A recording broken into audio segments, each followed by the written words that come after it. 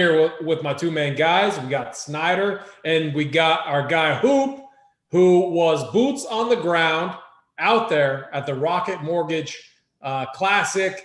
Hoop, I got to kick it to you. I mean, Snyder had a phenomenal week last week, but let's kick it to Hoop.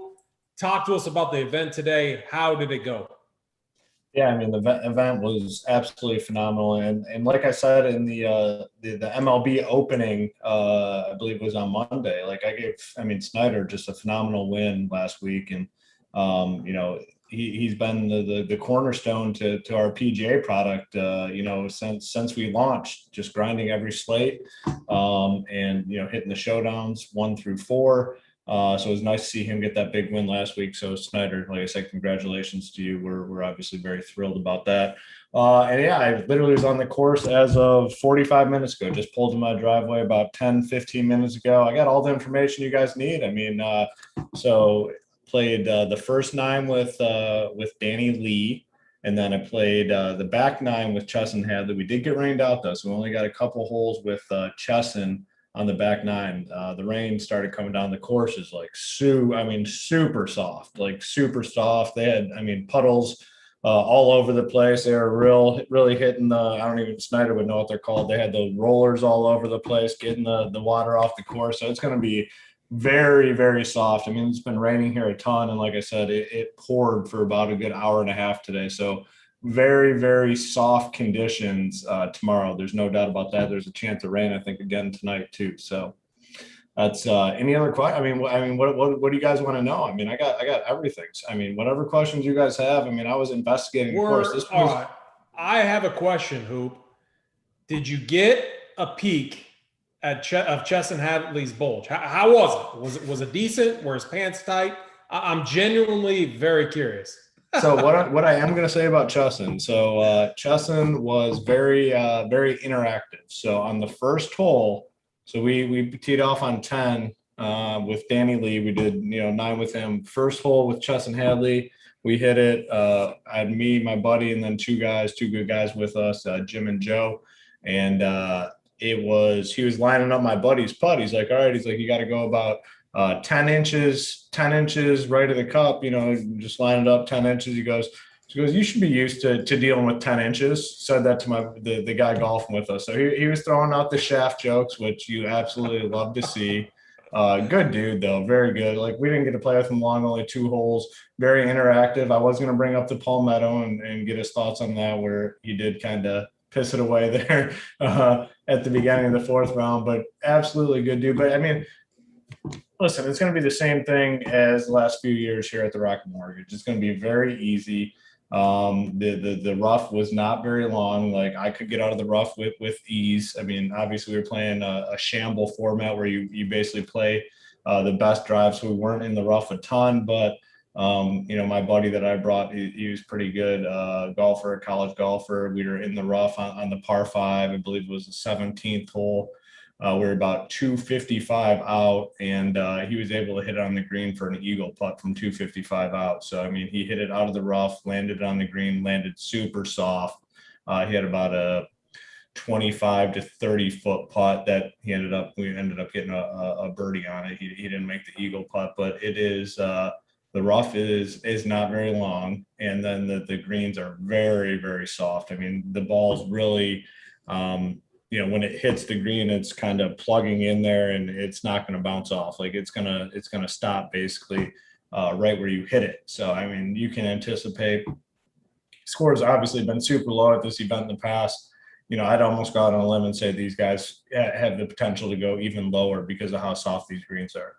Gotcha. So, hey, okay, with one guy I overlooked, and I know we're not going to our normal process yet, but your playing partner, Danny Lee, a guy I do like, haven't played much recently, but I'm looking at his stats right now. T21 here in 2019. He's good on approach, good a birdie maker, not a good eagle maker, but he's a good ball striker. In his putter, so I'm looking at this trend graph, it looks like it's trending up. So you played 9 holes with them. How did he look? How was his game? Putter was awful. Putter was awful today. He made so we were, as a group, 6 under through 9 holes, and the top score was 12 under. So we were right in the hunt. The top score overall 12 under. We were through 9, and we were 6 under. So we were right there in the hunt. He only made 2 birdies because the pros play their own shot all the way through. He only made 2 birdies on the front 9, which, tomorrow with the pin placements, much different. I mean, all the pins today were right in the middle of the greens. I mean, they're directly in the middle, nothing crazy. He only made 2 birdies. So we only needed to use his score on one of the 9 holes. And he was off the tee phenomenal. His approach shots were phenomenal, and he was kind of landing in that 12 to 15 foot range with his putts. And I don't think he made any of them. He birdied a par 5, and then he birdied a par 5 where he was on in 1, and then he birdied a par 4 where he hit it to like 3 feet. He actually hit the flagstick, and it just kind of stuck there. 3-foot putt, and he made it. So the putting was not great for him. Off the tee approach was, so basically tee to green was really solid. Could not sink a putt. Gotcha. But he did say he loves the course. He said he really likes the course, really likes the setup. He's 6,700 this week on DraftKings. Yeah, very good. Also, George Gankis guy, swing coach. Was he out there? Like, all of his guys are out there. It's crazy. Did you see Matt Wolff? Did not see Wolff. You saw Bryson, obviously. We saw Bryson. We saw Phil. No Wolff. And, like I said, we only got to play 10 or 11 holes. So, didn't have the opportunity to see a ton of guys.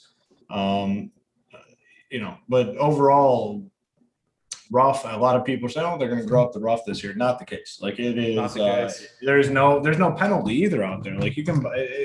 What everyone basically thought, you can bomb it out there, and there's no penalty. One hole that we came across, the 17th, that par 5 has water right in front of the green. I mean, you'd have to be a pretty big fool to actually hit it towards that water, because there's just so much opportunity to avoid it on that hole. The trees are quite a ways away from the fairway, aren't they? There, like, the trees aren't even in play, are they? Yeah. It's not like a tree lined fairway. The trees really don't come into play until you're probably 20 to 30 feet off the fairway. I mean, the trees came into play for your boy Hoop. Like, the trees were definitely in play. I had a few of those suckers off, but for these pros, it's not gonna matter. And a lot of these holes, it seemed like the further you go out, the trees are even less in play. That's good to know. And that makes me feel very good about the route I'm on this week. Again, if you haven't yet, guys, hit the like button, hit the subscribe button. Helps us to keep this free for all of you each and every week. Let me kick it over to Snyder, though. We are coming off phenomenal week. Harris English got the win off of like 7 or 8 playoff holes. It was a really, really fun event. Snyder, you had a nice win last week, a ton of really good calls. Talk to us about your week, and then honestly, just take us into a little bit of a course preview, and then who can add on to that, since he obviously played the course today. I was actually back home playing in a little member guest type golf tournament, so I wasn't really following it too much like Saturday and Sunday. But yeah, I got down to Sunday late, and I had a couple sweats in some of those events, and I was really sweating out Harris English in that playoff. It went longer than I thought. I mean, they kept battling back and forth, making par saves left and right. And 8 holes in, Harris finally makes the birdie putt, and that's what I needed there at the end. So ended up having a good week. Like Hoop was saying, this course is just going to play super easy. I think it's the easiest course on tour that they play. The winning score has been like -23, -25. I could definitely see it hitting like -30 this week even. I mean, you can like bomb it out there. Like they're saying, you can just, like Bryson and those guys can just hit 300, 350-yard drives, and you got a wedge in. You don't have to worry about these trees since they're so far off the fairways, and you need to have like a good birdie or better percentage, cash in on your opportunities gained, have a good approach game still, and be able to putt. You just need to get a hot putter here. I mean, you look back at Nate Lashley. I mean, he isn't that long off the tee. He just rode a hot putter that week, and I think someone's going to get hot with the putter here, and that's what it's going to take. So my one question too regarding the course for Hoop, how were the greens? Are they as flat as everyone, is saying? Yeah, I mean, I'll be honest, I don't play at a ton of like super fancy courses or anything. If I'm going to golf, it's usually just like a local course. So I'm used to dealing with like basic green complexities. And, what I saw out there is, I mean, these greens, there was nothing too crazy to them. I mean, the worst, the worst position I was in on a green was probably like a 30-foot putt that maybe broke like 12 inches. There was nothing that was like a substantial, like, dude, you got to get it out 6 feet and it's going to come back. The 18th green was the one that was a little funky. I'd say it had some, different tiers, I guess, when you got up there. But overall, I mean, it's very flat. And that's, the one reason that we've seen these scores. So, so many birdies out here. It's just really flat greens. These guys, even, like I said, Daniel Lee he did not make many putts, but I mean, the putts he missed, I mean, they're literally burning the edges. He was right there. It's not like he was fooled at any point where, he was missing by, 5 inches, 6 inches. Like his misses were very close. And even for us, if we were inside 20 feet, if we didn't make a putt, it was still very, very close. Like it's hard. It would be hard to miss a putt by a substantial distance. God, we got DD Pensack in the chat. He was trying to take your place tonight, Hoop. He was sitting there in my DMs like, hey, is Hoop going to need a replacement tonight? I'll hop on the show. Always next week, DD Pensack. Always next week, okay, buddy? He's already talking about fading Bryson, about how Bryson gained 8 strokes putting and how he's not going to do it again. But if the greens are flat, there's no better putter than Bryson out there. So it's a municipal course. I was so surprised that Snyder's not like all in on Bryson. We finally get a municipal course, and that's Snyder's like go-to, like shit talking, comment about Bryson. That's why I think he's the best play on the board. But we're about to get to those plays. Let me just get through a few things. First off, we have one, hit that like button again, hit that subscribe button. 2, when you win this week, use the hashtag members never win. Just going back through last week, we had a guy that actually is close to us. He turned $20 into $75K. We had so many winners, Redmond, so many screenshots. Like I don't even have them up in front of me. We could go to Discord, go to the golf channel, and you'll see all the screenshots there. It was a phenomenal week. And honestly, I think we're going to have another very phenomenal week this week. I feel very good about the path I'm on. And we had boots on the ground. So hopefully Hoop confirms the path that I'm on, and then I'll feel even better.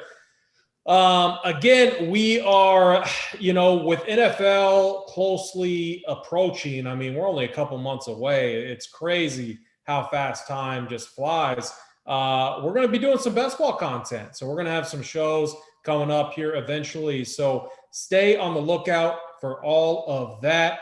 Again, if you're not a member, I don't know why you wouldn't be. Come check us out. Use the promo code RPS Heater 25. That's going to get you 25% off your first payment over here at Rumpier Sports. Again, how we do it each week, we're going to go tier by tier. We're going to break down our favorite golfers, and we're going to find the winners.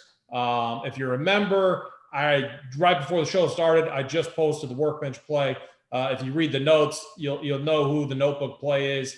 It's out there. But give me a moment to explain the notebook play this week. I got a lot of explaining to do. I promise you that, but I feel very good about it.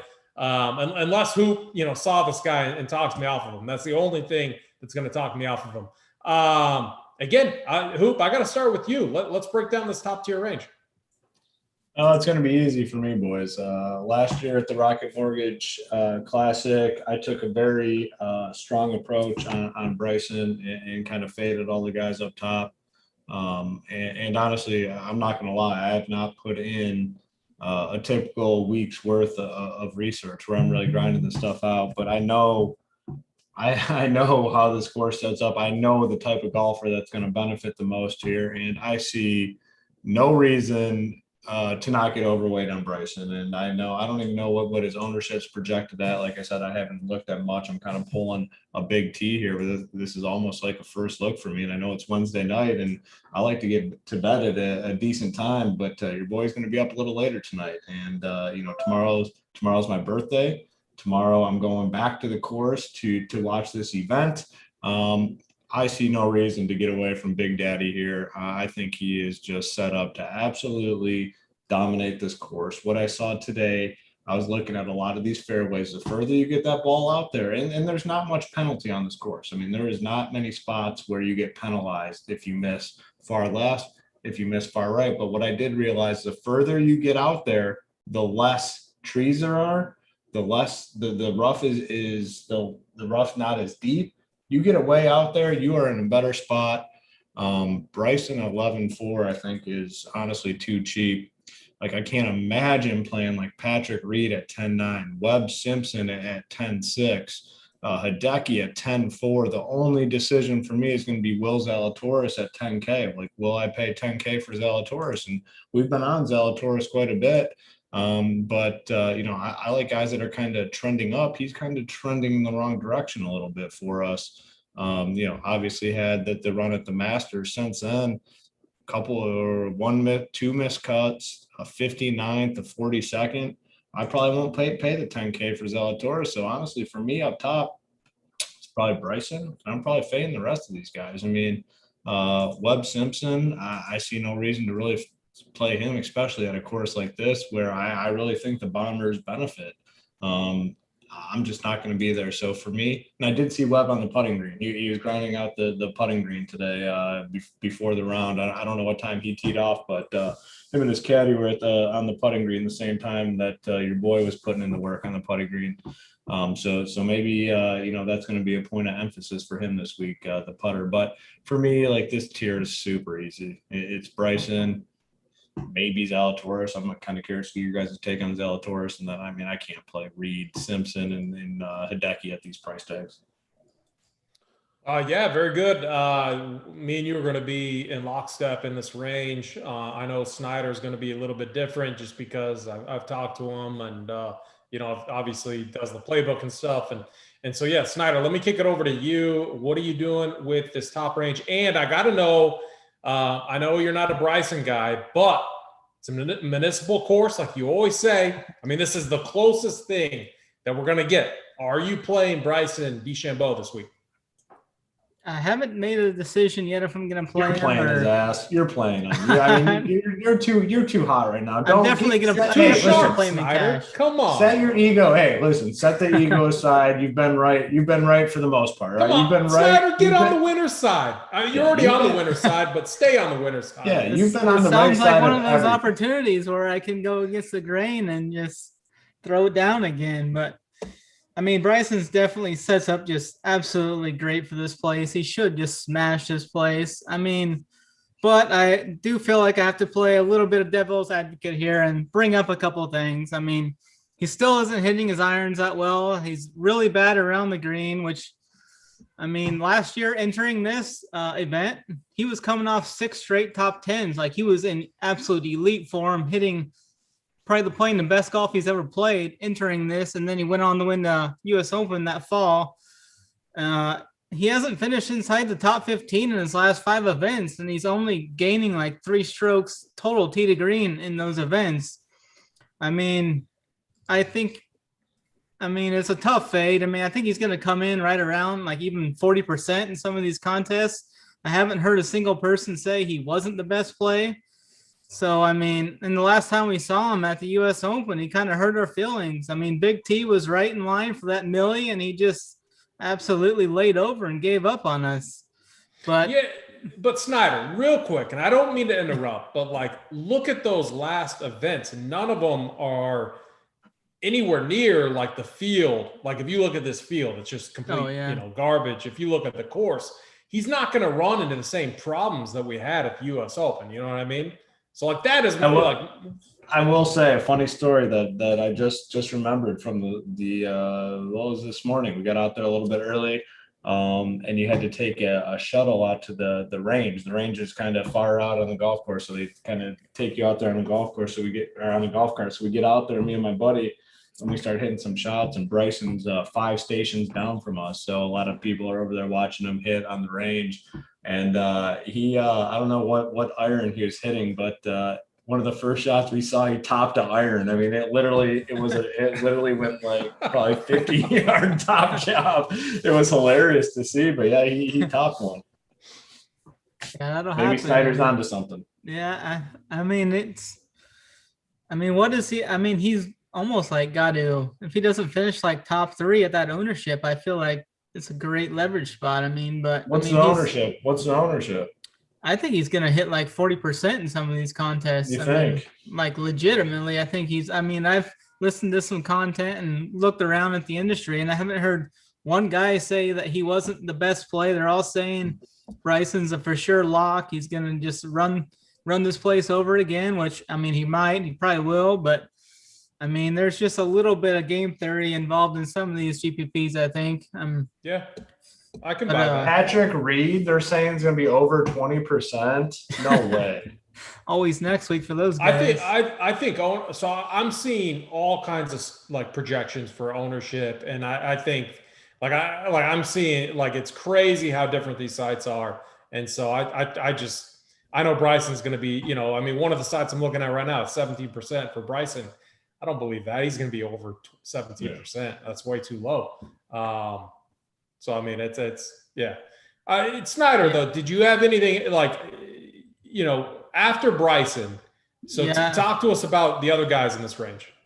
I do like Zalatoris here. I think this course is going to set up really well for him. He's a great approach player. His par 5 game has really improved lately. He ranks 2nd in eagles over the last 24 rounds. And he really struggles with the short game and the putting. But I think with like this easier setup, maybe that can help mitigate some of his short game. I mean, if he can knock it close with the greens being so soft, maybe he can just knock everything within 10 foot like Morikawa does here. And I mean, he's ranked in the top 30 in the worldwide rankings, but he's yet to make the FedEx Cup. I think he would probably be ranking like top 10 in the FedEx standings if he was light or easy to play in that yet. But with COVID last year, he didn't get his PGA Tour card yet. So he needs a win on the tour, and then that'll allow him to play in the PGA FedEx. And I think this is like the best spot he can ask for to like steal a win. So I kind of like him down here. Gotcha. For me, it's pretty simple. I'm fading Reed. I'm fading Simpson. What I'm fading Simpson is a hot putter. If he's making putts and scoring well, if he beats me, he beats me, as we often say. But honestly, it's Bryson up top. I think we saw it last year, and we're going to see it again this year. He's going to absolutely abuse this course. And if you read the playbook notes, you'll know exactly who I'm on. It's on guys that hit the ball a long ways and absolutely abuse this course. And Bryson is that guy. I think he is. I don't care if everyone else is saying he's the best play. He is the best play. I don't care about the recent events. This field sucks, and it's Bryson. He's going to be motivated to win. And I think since he won it he did not want to lose the U.S. Open. Oh, who is this boy? Yeah. Oh, we got Big T in here. Bryson, guy Whoa! All right, Big T. Dude, did you get my course? Bryson. Did you hear the course breakdown or what? No, I just heard the full Bryson stroke fest on a Wednesday night. I can't miss a Wednesday night Bryson stroke. Let's go. Damn, what a treat. The boys. What a treat. I saw this Big T. We're talking about. Hey, do you see that thumbnail of who hitting the ball? That's what made me get on. Actually, I saw it. He was down in there. He was focused. I mean, I see that. Yeah, I mean, your boy impressed out there. I mean, sliced the fairway. I mean, literally split the fairway off the first tee. And I mean, I'm not gonna lie. Like, 265. No, what? 265. Yeah, it was probably. I mean, honestly, I'm very honest about my golf game. It was probably 250, and that's down the gut. That's all that matters. That's like 20. So the best part about it was Danny Lee's caddy he goes to me after I hit it. This guy's like, he's like, "Oh, you're a hockey player, right?" I was like, I fucking hate hockey. He goes, "Oh, you got like a slap shot swing." I don't know what that means. He said your swing looks like a slap shot. I said, "Listen," I said, "you're going to learn throughout this round. Your boy here, not very good at golf." That's a compliment. Happy Gilmore style. Yeah, well, it is what it is. But I was impressed with the play today, and we're live. I mean, we were 6 under through 9, and the best score was 12 under, and we get rained out. So I mean, we're right in the thick. Are you guys playing a scramble? What were you playing? It's called a shamble. Basically, you take the everyone drives, and then you play your own ball from there on in. I like that format in that. Yeah, it's pretty cool. I mean, for that sort of event, it makes a ton of sense. And then you can only take the professionals drives on the professionals tee shot on the par 3s. Oh, they let you take the pros on some of them? Only on the par 3s. The par 3s. My buddy was out driving Danny Lee, so I think it hurt his feelings a little bit. Was he up in tees though? Like, did he have? Well, they were playing at the tips. A lot of the holes, it was like 20 or 30 yards, but my buddy can drive it further than Danny Lee, so it didn't really matter. I mean, there were some holes. Yeah, I mean, he was crushing them on a few holes. That's funny. All right, Big T, welcome. Talk to us about Bryson. I mean, we're sitting here full stroke. Just here for your guys' show. I mean, it's Bryson at the top. We can move to the next range. Yeah, I mean, we got to get here. Here's what we have to do on the show. We need to talk to the guy in the red fucking polo shirt. And you've been on a goddamn heater in PGA. Just get on board and let's all get to the fucking winner's circle. Just say you're playing his ass and let's go. We need Snyder on Bryson. Let's go. He's gonna make cash for sure. Oh no! Don't talk to me about cash. Cash? What are you? I mean, you can send me messages about. You can send me messages about cash. I don't know why you guys don't want to play it. I mean, PGA cash is so soft. Yeah, get out of here. Yeah, but that's fine. That's fine. We're not talking about. If you want to talk about cash, send me a message. These people don't give a fuck about cash. I know. I mean, you're playing the dude in tournaments. Let's go. I haven't made a decision yet. Oh gosh, I mean, talk about oh my god, midnight to 6, like instantly. Just come on, you're on a heater. Beautiful. The content's been phenomenal. Just get on board with the crew. Like we've all said, listen, we're not questioning Snyder's plays anymore. What Snyder says stands. We've all bowed down. Just get in, like join it. Like we say, join it. Join the Bryson movement. For 1 week, you can be off them next week or whatever. This week, let's go. All right, so we can fully define the top tier. Bullshit. Hoop, Big T, myself. Bryson is the play up top. Snyder, who is your favorite play up top? The easy play is Bryson. He's probably the best play. I mean, just say. I mean, stop saying probably. Stop saying Willie. Just say it. Snyder? I think Zalatoris is going to win here. I like Willie Z to get a W here.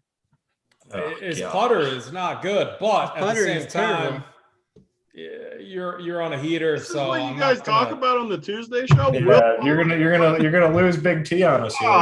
It's nice to have Big T on the show. Again, you're gonna do this. Let's look at Snyder's track record, though. I mean, we got to pay attention too. I mean, we can't fully dismiss him here. But let's get to the 9K range, guys. I think this is another very obviously important range. A lot of guys I'm actually fading, and we get a certain play out of this range as well. I just assigned that tag. Hoop, let's kick it over to you. Talk to us about the 9K range. I'm struggling to move on. I mean, the guy said he's probably the best play. Just give us the answer, Snyder. Just tell us. I don't like caving the peer pressure. I mean, Snyder, did you go into Discord? Did you see the video I posted? I tagged everyone. I said the show's live with my favorite video of Dottie Pepper talking about Bryson DeChambeau's shaft and how large it is. I missed that one. I'll have to go back and look at that. Killing it. Uncle T wanted us to give him a shout out. He must be watching. He said he misses us and he wants a shout out on the we show. can't give a shout out unless he's on the show. I don't care if he's on vacation. Get on the beach. Come on. I'd be on that show on the beach. I guarantee he that. watching the show but not giving us a core? Yeah. I had to delete his cores this week because he's on no vacation. Cores. I mean, I come on this show. Snyder's talking about cash games. Uncle T's getting deleted off cores. You can't give cores from vacation? What is going on? Yeah, Uncle T's not capable of giving winners on vacay. We know that moving forward. No cores from the beach? Come on, Uncle T. I want to see Big T or Uncle T in his Speedo on the beach. That would bring the show full circle. I guarantee if we can get Uncle T on here in a Speedo, I guarantee you Snyder will play Bryson. Right? Can you lock that in for us? Uncle T in a Speedo. This 9K range is it's a pretty simple range for me. I like Neiman at 9.8. I like the guys that can hit it far off the tee, and he definitely fits that. Kokrak, I think, is a phenomenal play here at 9.5K.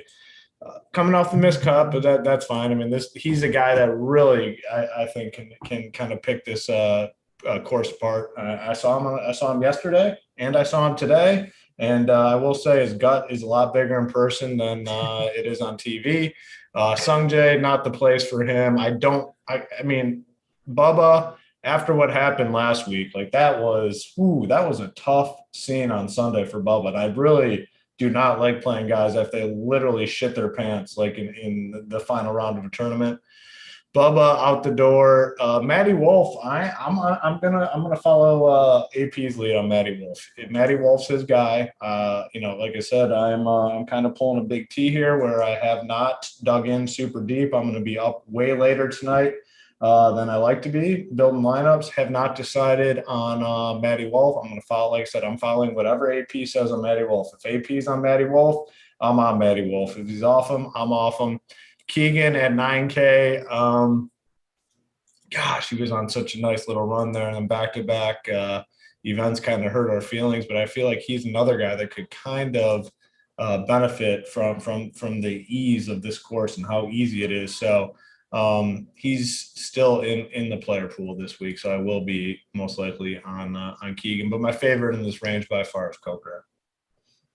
Love it. Snyder, let me kick it over to you. 9K range. Break it down. Who you on in this range?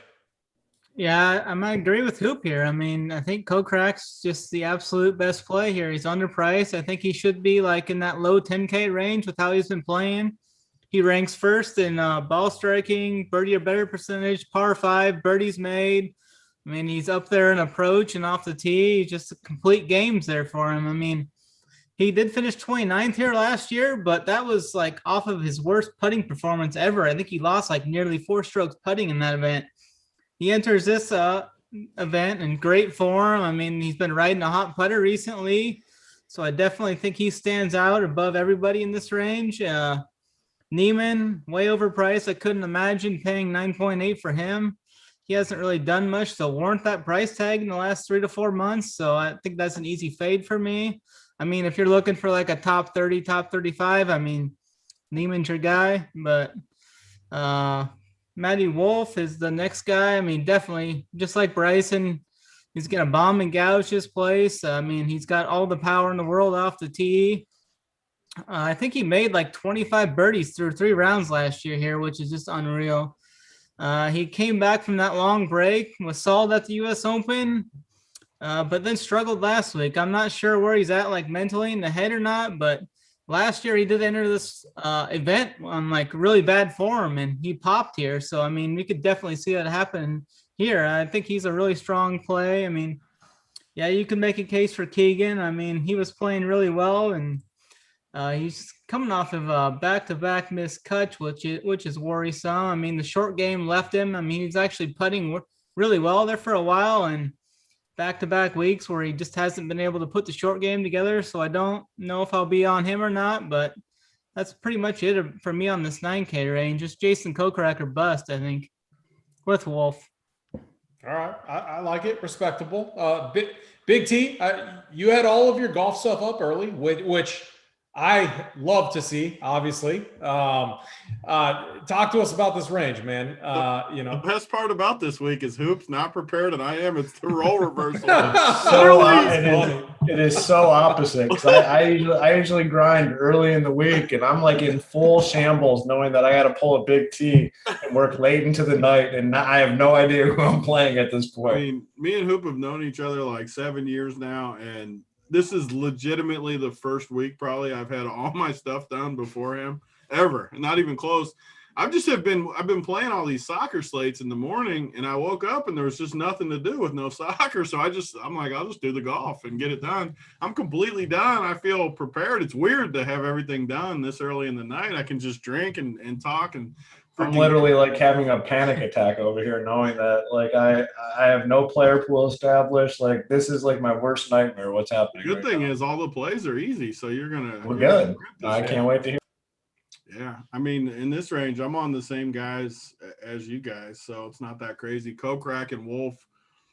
No way I'm playing Neiman. No way I'm playing Sungjae. Bubba shit down his pants, like Hoop said. I mean, no way I'd play Bubba. Keegan, same thing. No way I'm playing Keegan. He shouldn't be 9K. That's too expensive.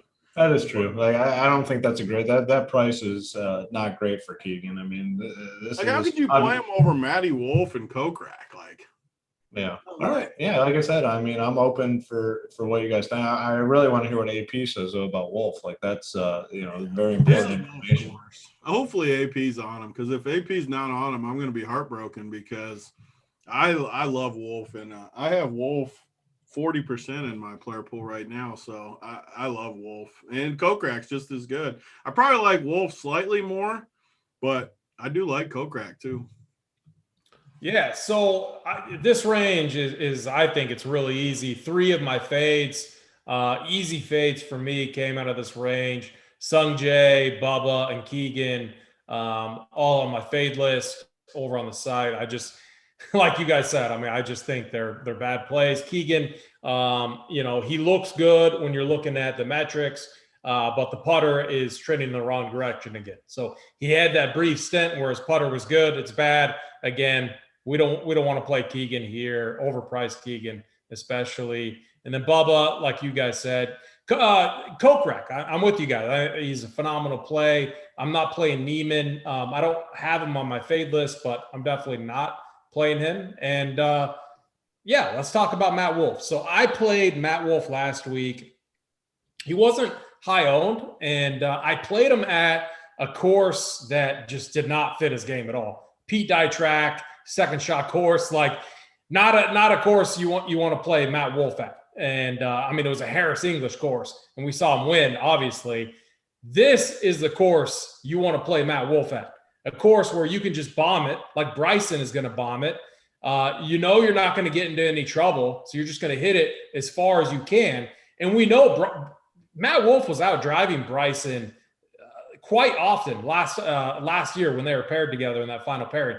Bryson obviously got him. He absolutely owned him in that final pairing. But Wolfie was absolutely hanging with him. This dude bombs it off the tee with the best of them. It's like him, Cam Champ, and Bryson are like the 3 longest drivers, I think, on tour. And then also that young South African kid, he also hits it a mile. But I am very high on Matt Wolff. And we can announce it for the viewers tonight. I'm sure it's mainly members watching, but he's the workbench play of the week this week, Matt Wolff. And here's why. People are going to look. So, imagine what would his ownership be if we didn't have the Travelers last week? As good as Matt Wolff looked at the U.S. Open, what would his ownership be at this course? He got second at. Him and Bryson would legit be like the highest owned guys. And Matt Wolff might be even a little higher since he's 9,100. I think people are going to look at what happened at the Travelers last week. They're going to be iffy on Matt Wolff, as we've kind of heard from different people. I don't know how his form is going to look, and I don't really care about that because I know he's going to absolutely hit it a mile. I know he's going to be very close to the green, and I know we have straightforward greens here. And he's always been a very good putter. And he's always been a very good scorer and birdie maker. So I think Matt Wolff is a phenomenal play. I'm going to be very overweight on him, and I'm going to be very overweight on Bryson. It would not surprise me at all. So Matt Wolff and Bryson have been paired, 2 or 3 times, final pairings now? I know it's at least 2. I would not be surprised if they're paired together again here. I just think they're the 2 best plays. So Matt Wolff's my favorite play in this range. He's my favorite play. Kokrak is my second favorite play. If everyone, Hoop, what was your favorite play? Kokrak? Yeah, it's clearly Kokrak.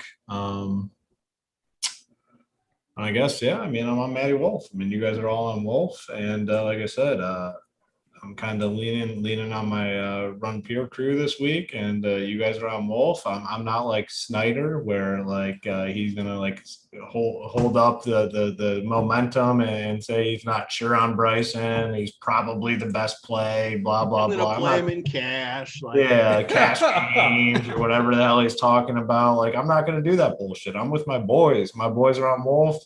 I'm on Wolff.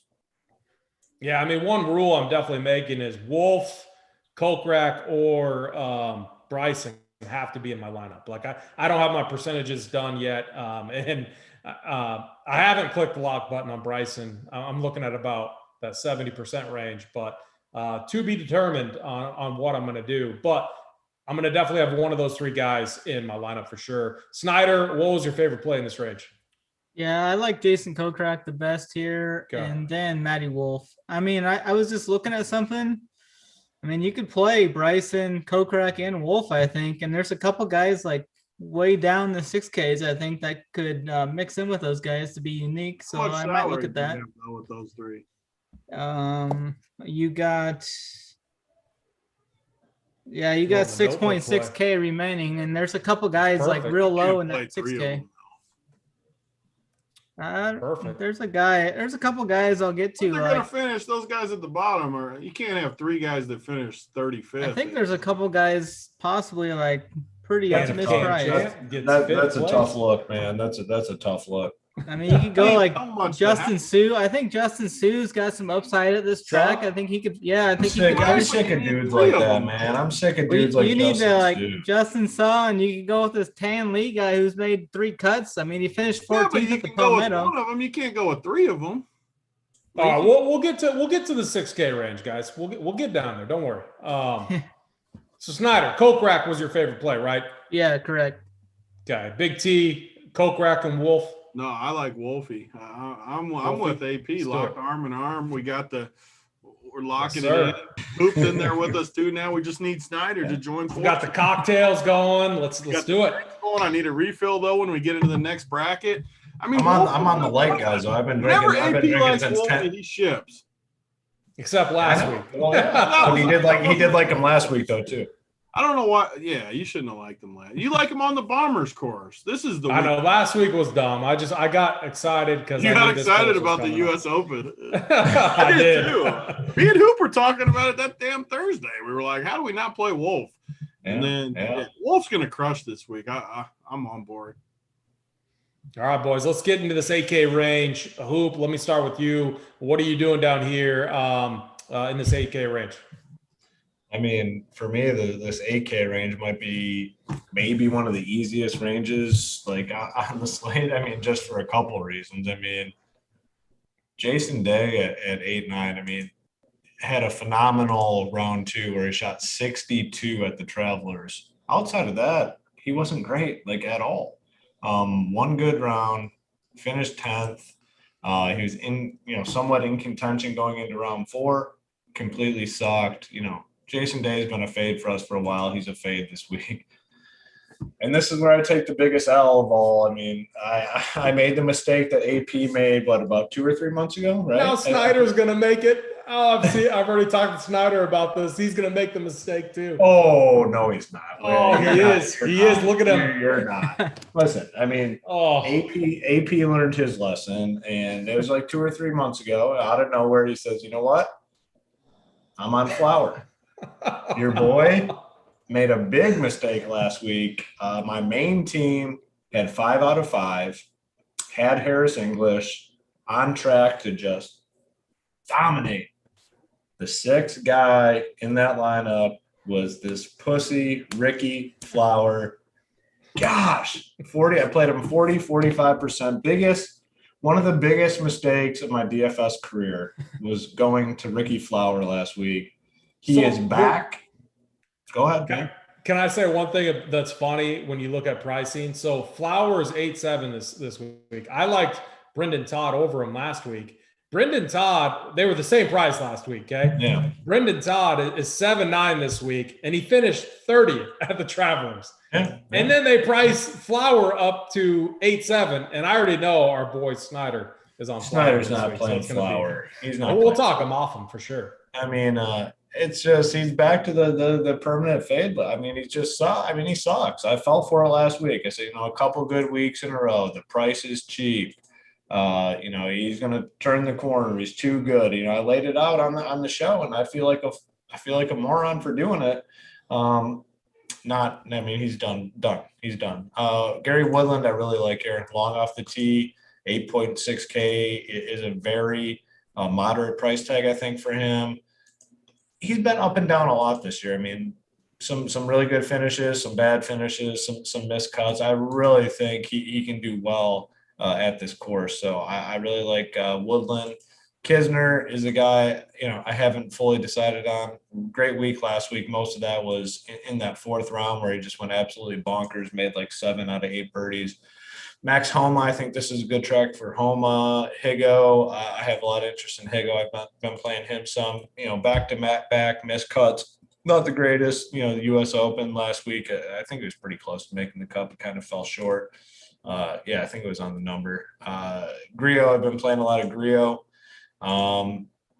Again, another guy that's missed back-to-back cuts, but I'll be on him at 8.2K.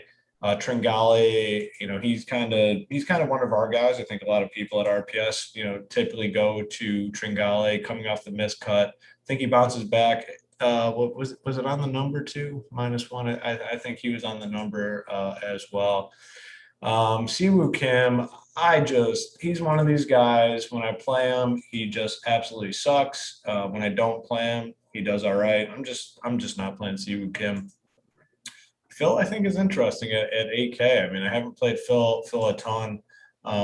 Did see him play a little bit yesterday and today. I think this is a course where he could do pretty well. I mean, if he just kind of, takes that mindset where he's just going to absolutely bomb it out there. And he's very smart. He knows how to attack courses. And this is a course, I think, that could really benefit him. I don't know if he played last year or not. You guys can kind of talk about that. I can't remember. But I think this is a course where he could potentially do some damage. And I don't think he's going to be all that highly owned. So I actually like Phil quite a bit at 8K. I love it. Love to see it for sure. Snyder, what are you doing in the 8K range this week? Yeah, I haven't played Fowler ever, I don't think. All right, yeah. Talk to us about, I get this message from Snyder. Hold on, Snyder. Let me set this up. I get, it's 2 days ago, waking up, feeling good. Just took a shit, had a coffee, I'm about to start my day, feeling good about life. And then, Snyder, I see 3 messages sliding into my DM, and I see him talking about Ricky Fowler. And I'm like, what is going on? I'm like, we're coming off an amazing week over at RPS. Everyone won.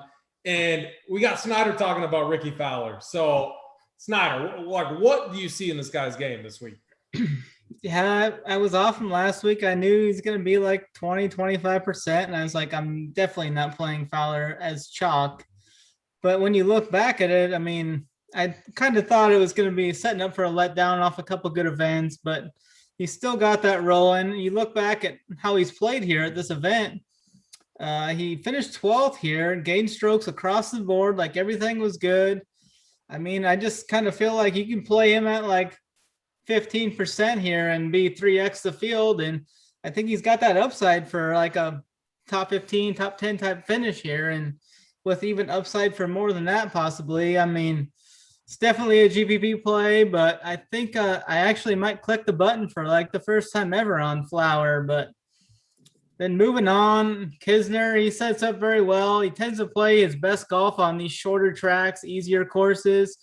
gained strokes across the board last week, and he fired a strong 63 on Sunday to vault him all the way up in the top 5. He putts very well on this type of service. I like where he's at. Finished 3rd here last year, gained 4 strokes approach and putting. Garrick Higgo. I think Higgo's a strong play. I'm not sure where he's going to come in at. He holds some good win equity for this price tag. I mean, he gained strokes off the tee, approach in his last 3 starts. He did win the Palmetto Open, making 19 birdies. He made an eagle in there. He has missed the last 2 cuts. I get it. But, I mean, both of those missed cuts have been on the number, which I can get past that. I mean, he was at least there and he was in contention. I mean, that was all mainly due to like some poor around the green play there. So I definitely like the bounce back with him. I mean, he's got the length off the tee too, which I don't know if many people know, but he can bomb the ball out there like 320 easily. I mean, dude, and I think dude hits it really far. He hits it a mile. He's a bomber for sure. I think this course could set up kind of similar to some of those Euro tracks he was just dominating on overseas. He had a 3-event streak overseas where he made 8 eagles and 71 birdies in 3 events combined. So he's got the upside to go low here, which I like. And down, I'm going to go to Grillo at 8-2. I mean, he's been gaining strokes approach in 8 of his last 9 events. He's got the iron play there. I mean, he's been doing well. He's coming off of 2 missed cuts, which could lower his ownership and shake some people off. But he made a charge last Friday. He shot 65 and just missed on the number. So I think that's going to carry over some good mojo for him and help him out here. He has played really well on like these easier tracks. He got 2nd at the RBC, 6th at Corrales, 8th at the Charles Schwab. He ranks high in all these stats I'm looking at coming into this event. So I think Grillo makes for a solid play at those low 8K range. Yeah, gotcha. Big T, 8K range. What are you doing down here? Yeah, 8K range. I like Tringali the best. I always play Tringali at the crappy events and fade him at the good events. Simple formula like everything I do in DFS, no numbers behind it. I just trust him when it's a bad field. I think he always does good. Like you guys said, he's kind of an RPS guy that we all play more than most people. I think Tringali at 8,100 is the best play in this range for sure. After that, I don't like this range as much as you guys do. I'm not going to play Day. I was on the same boat as Hoop Flower last week. I had 3 main teams. All 3 of them cashed, I think, and all 3 of them had Flower. So I was kicking myself all weekend, especially on Sunday, because I'm sure we had a lot of the same guys. Sunday, I wasn't expecting to like get that much back because I had Flower on all the teams, and all of a sudden my teams were just like climbing hard, and I couldn't figure out how. It's because a lot of those guys went low, but man, Flower. But there is flop lag, so Snyder has that going for him a little. I mean, so many times we see this where guy's super chalky, misses the cut, comes back, no one plays him, and he does good. I'm not going to be one of the ones that plays him. But I do get the strategy of flop lag because it happens all the time where no one plays him and he comes back and does good, and it's a crappy event. So I wouldn't be stunned if he does good. I'm just not going to be one of the ones. I'm going to be one of the ones complaining like, man, I played him last week. He sucked. This week he did good. I'll be whining. Snyder will get to the winner's circle again. And that's good with me. I like when my boy Snyder wins because he does good work. But not going to play Woodland, not going to play. Homa's missed like 4 straight cuts or something, hasn't he? I can't play anyone that's missed 4 straight cuts. I think. I could be totally wrong, but that's off the top of my head.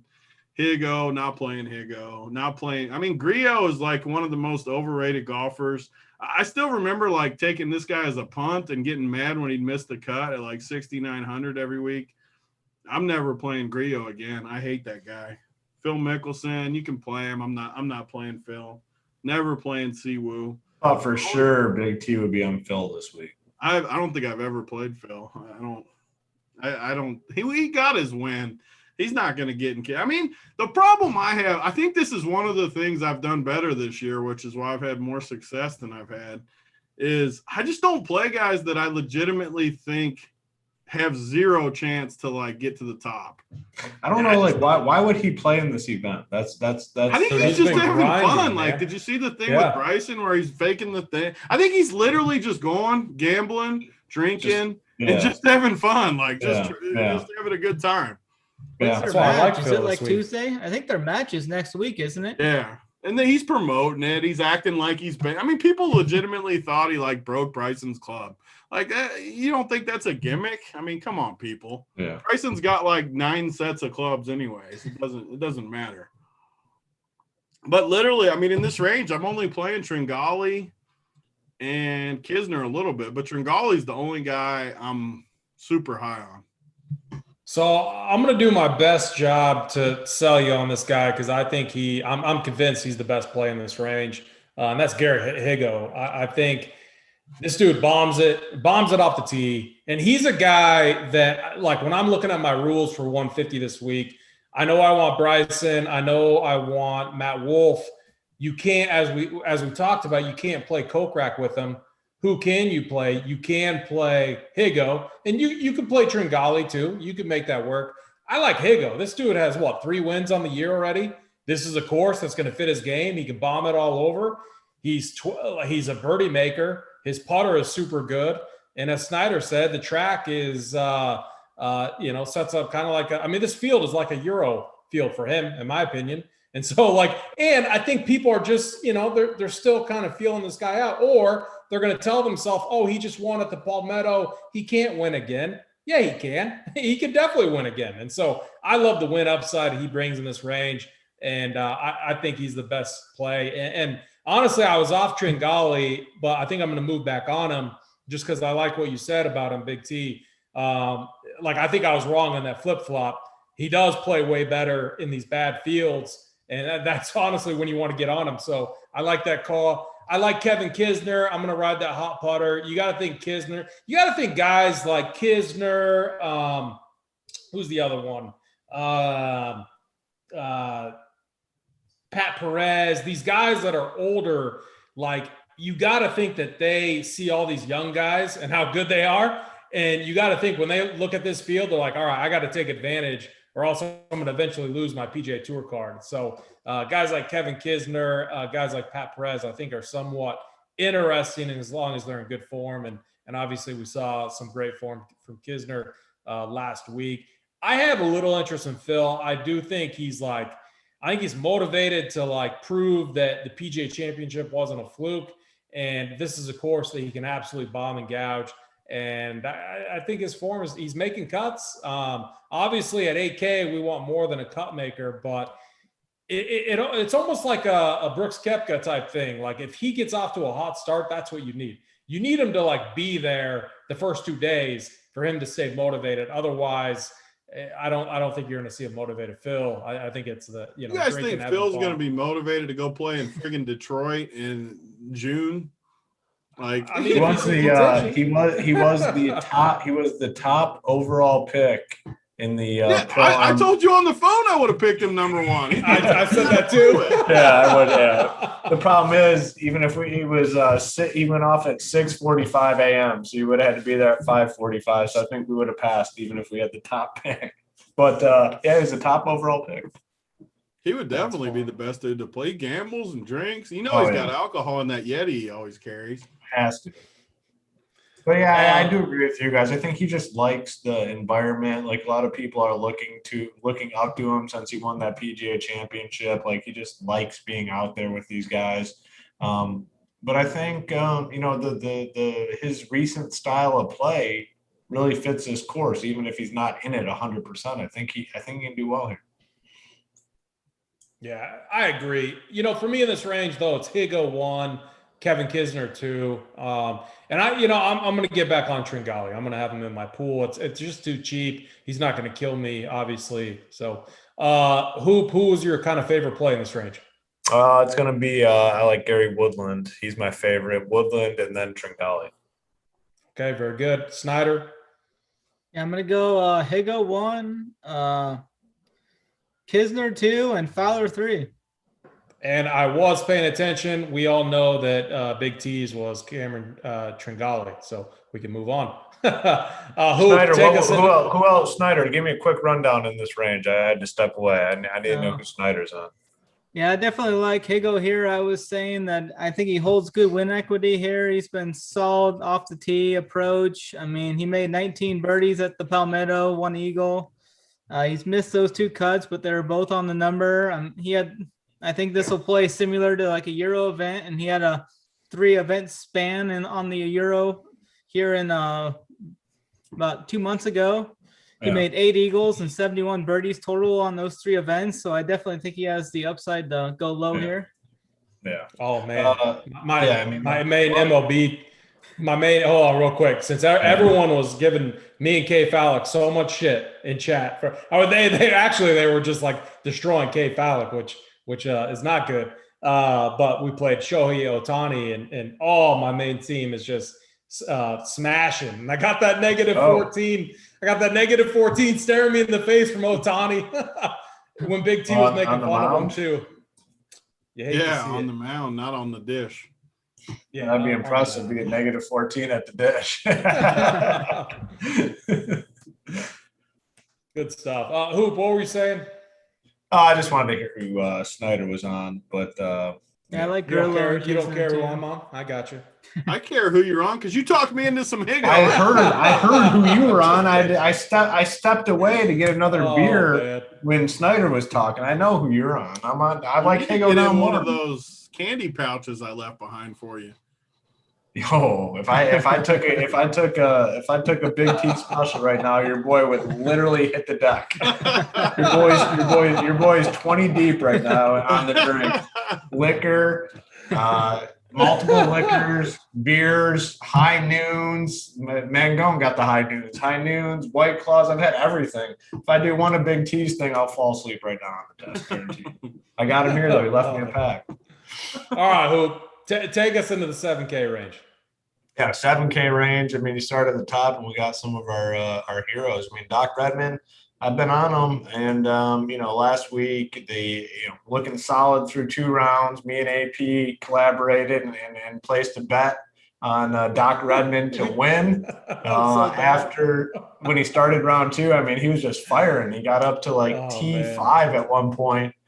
He just shit the bed on the weekend. But you know what? I mean, he's a guy where the game was in a bad place, a few months ago, but he's making cuts, getting himself up the leaderboard. He had a bad weekend at the Travelers, but this is, again, a course that should fit him very well. Harold Varner is, I don't know what to do with Harold Varner. I mean, you just look at, he's a guy I've played a lot in the past, but you look at the game log and he's just really never there. I mean, if you fade him, even if he makes a cut, at 47, 49, 32, he's not going to punish you. I'll probably fade Varner. Glover, I do like a little bit. I know Big T and Snyder have an absolute boner for a guy at 7.7K. I'm not going to talk about it, but I do like him as well. I'll let those guys get into it. AP's boy sitting at 7.6K.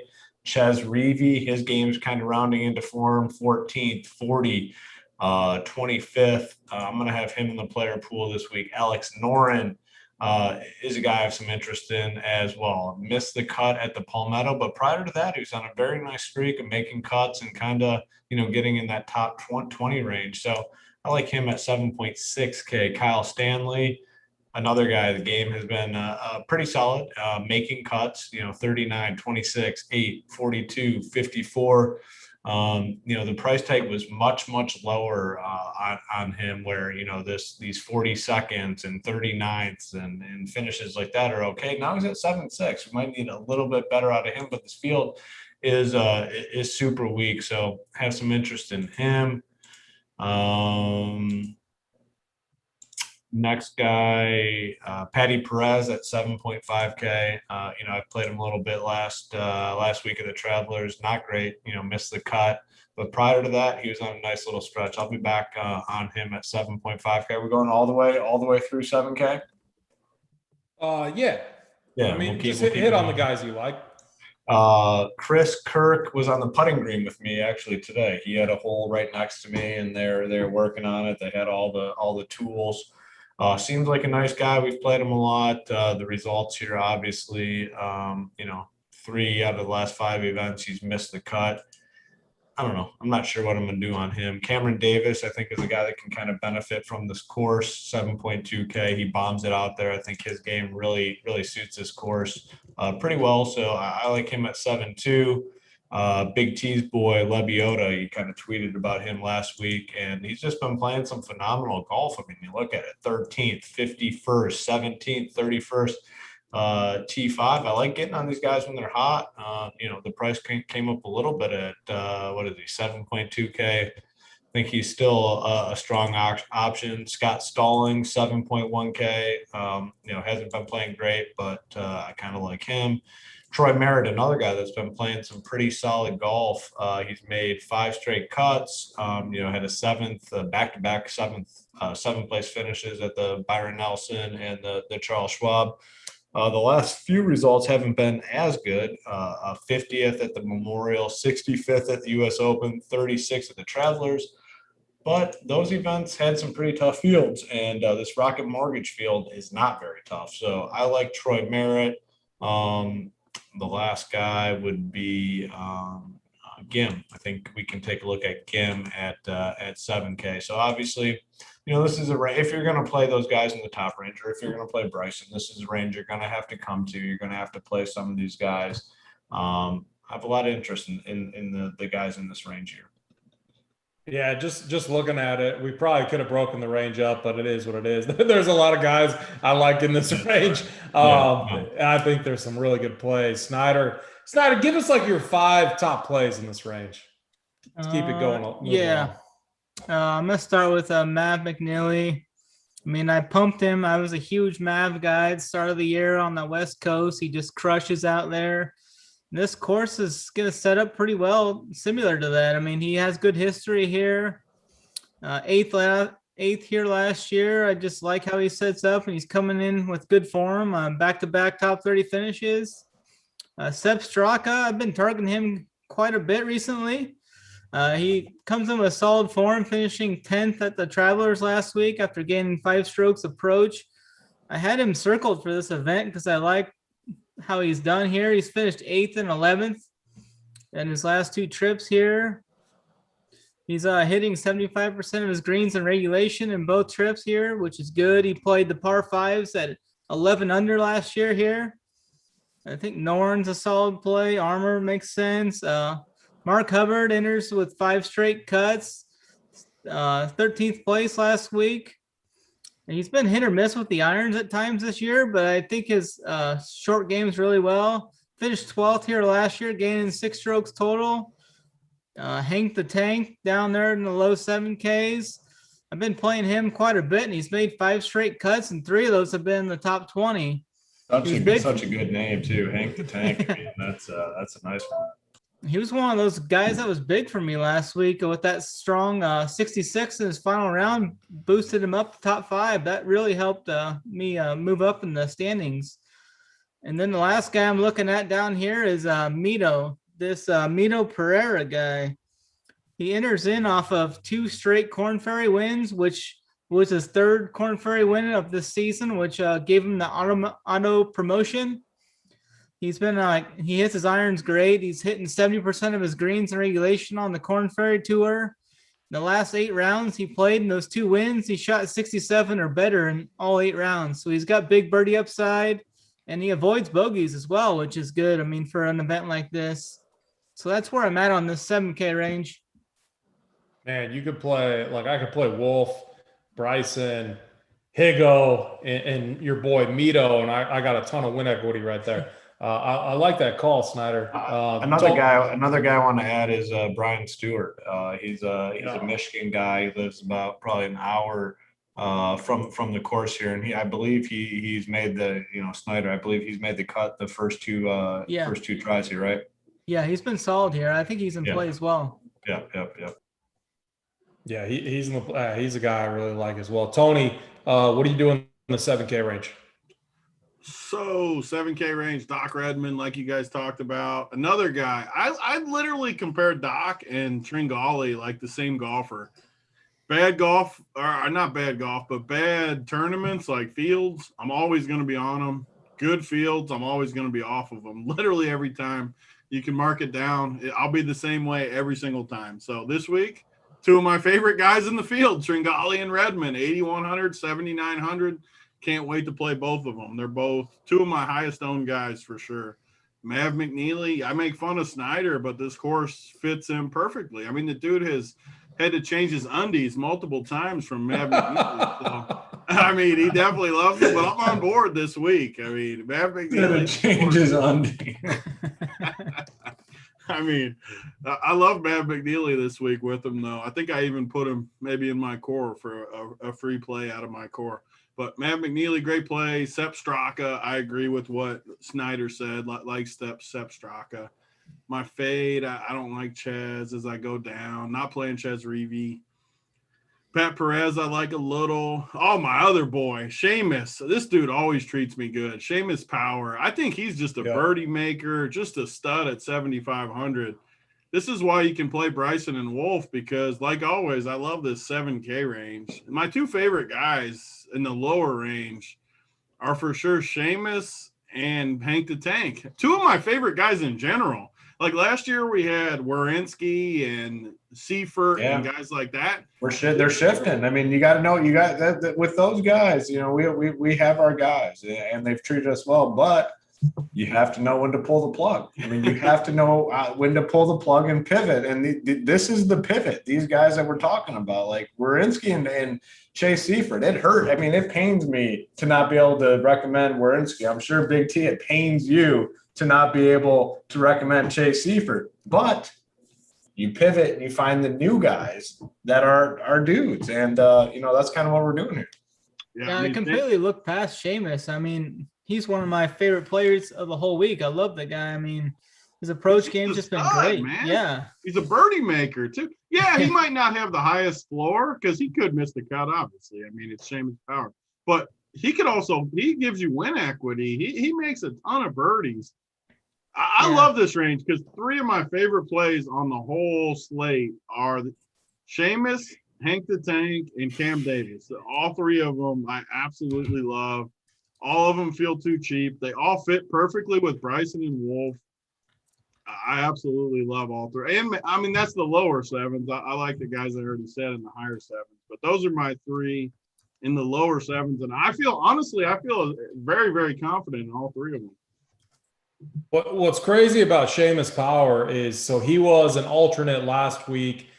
Snyder got on him. How did he finish last week? I know he smashed, right? He's really finished inside the top 20 in his last three events. Yeah, he's he was where I just had it up. I think he was top. He crushed. That's all that matters. Yeah. Well, here's what I'm getting at. 19th, yeah. 19th. Yeah, was he an alternate again this week? Because I'm looking at Fantasy National, he was. and he's not on there. They don't have him listed, so it's funny, that some of these guys aren't getting added into the player pool. That's going to naturally lower their ownership. Now he's going to get some ownership for sure because of what he did, but like there's still a lot of sites out there that aren't really projecting him. But if you look at his Vegas odds. Yeah. What? He's made 18 birdies, 17 birdies, 18 birdies, and 3 eagles in his last 3 events. Even the rounds he struggles, though, like you'll see, because I've played him every week for like 3 months or however long.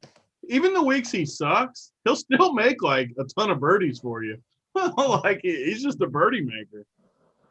Yeah, I love him too. We got him. We got the RPS tag on him. Mav McNeely, Bryce Garnett is a guy I also really like. Really rounding into form. He was awesome last week. 13th at the Travelers. His putter is absolutely on fire. Or no, he finished better than that. What is it? I thought I had it up. T5 last week at the Travelers.